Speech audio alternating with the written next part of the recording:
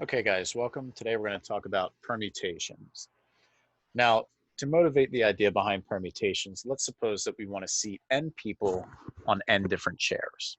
How many different configurations would be possible? Right? So there's a number of different approaches that we could take. Right? We could imagine the seats are numbered and assign a number to each person. We can order people in a line, or we could create an order list. Right? But regardless of which sort of approach that you use, we want to count the number of ways that this could be done.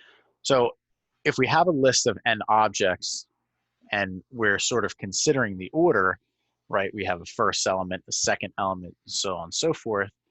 If we rearrange them, we are doing what's called to be permuting them, and the new order would be called a permutation, right?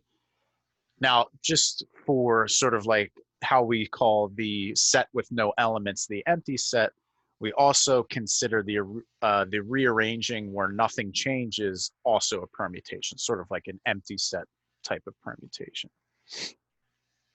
Okay, so let's go ahead and let's list the permutations of A, B, C, right? So what we mean by that is, well, I could just leave the order the same, right? And then I could also have something like ACB. I could have something like CBA. I could have something like CAB.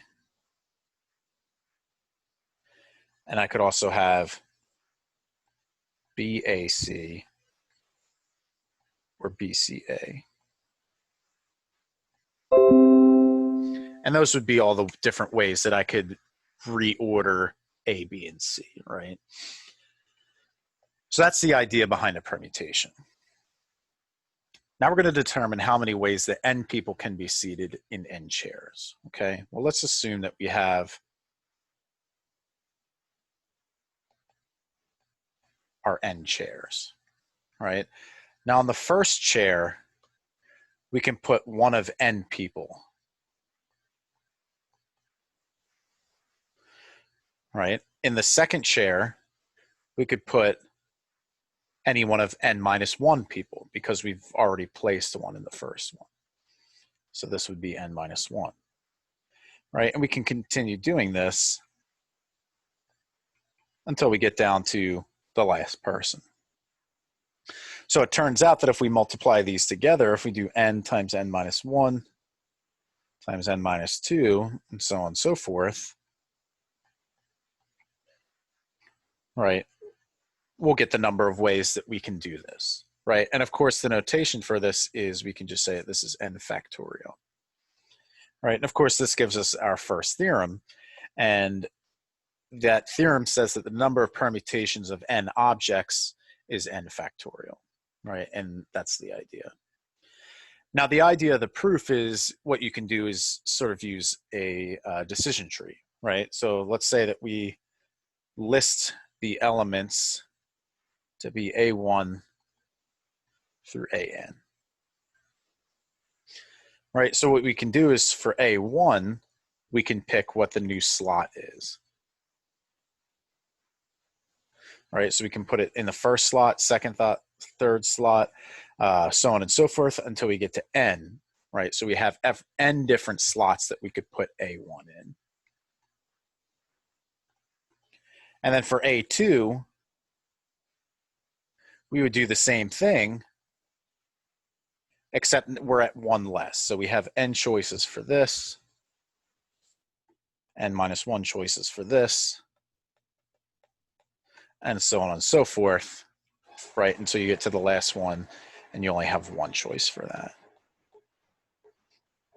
Right, so that's sort of the idea of the proof. Not a rigorous idea of the proof, but that's essentially what we're doing. Okay, now just to see another example of this, we have that n boys and n girls go to a dance. And how many ways can everyone dance simultaneously if each boy must dance with a girl? Well, what we can do is let's consider the boys.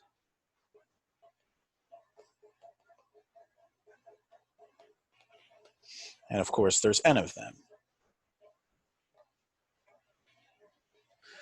right? Well, the argument's exactly the same, right? Because the first boy has n choices, n girls to choose from. Then the next boy would then have n minus 1 girls to choose from, and so on and so forth. Right, so of course the answer to this is that this can be done in n factorial ways. Right, now this isn't really that interesting because if we're doing this and we're selecting all of our items or all of our people, then we're going to get n factorial here. Now, what if we don't want to choose everybody that is involved, right? So for a motivating example, and this is going to sort of bridge us into the number of ordered subsets, the example that we're going to look at is that at a competition of 100 athletes, only the order of the first 10 athletes is recorded. And we want to know how many different outcomes are possible, right? Well, the argument is essentially going to be the same, except now we only have 10 slots to look at, right? So what we're going to have is in the first slot, we have 100 athletes to choose from. In the second, we have 99. And we're going to keep doing this until we have 4, 5, 6, 7, 8, 9, 10. So we're going to be down to 91. So it looks like if we just multiply these numbers together, then that's how many orderings are possible. So 100 times 99 times 98, all the way down to 91. Right, now to generalize this, we could have just as easily had n athletes instead of 100, and we could have chosen k athletes instead of 10, right? And we can sort of build this up to, in general, what would this look like? So we can determine the number of ways we can pick an ordered subset. So again, by ordered, we mean that the order matters and that, for example, A, B, C is different from C, B, A, right? So we'll talk a little bit later about when those would be the same thing, but we consider order subsets to mean that these two would be considered different elements, right? Now, the number of ordered k element subsets of a set with n elements is n times n minus 1, and then all the way down to n minus k plus 1, which we can compactly write as n factorial over n minus k factorial. Okay, so let's look at an example of this. Now, how many ways can a president, vice president, and treasurer be chosen from a group of 12 candidates? Well, again, here, since you have president, vice president, and treasurer, you're choosing 3 people, but the order is going to matter because president, vice president, and treasurer sort of hold different rankings, right? So I'm choosing 3 element ordered subsets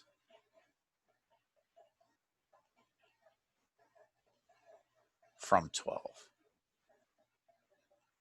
right? So in my formula, where I have n over n minus k factorial, my n here is like 12 and my k, excuse me, is like 3. So with that in mind, the number of ways that this can be done is 12 factorial over 12 minus 3 factorial, which would be 12 factorial over 9 factorial. And if you wanted to simplify this more, you could say this is 12 times 11 times 10 times 9 factorial over 9 factorial. And we could cancel these out. So we would be left with 12 times 11 times 10, which would be 1210. Right? But any of these answers would be good. Right? They all mean the same thing. It just is a matter of how far that you want to go by being specific. All right. Well, that concludes this video on permutations. I hope you enjoyed, and I will see you next time.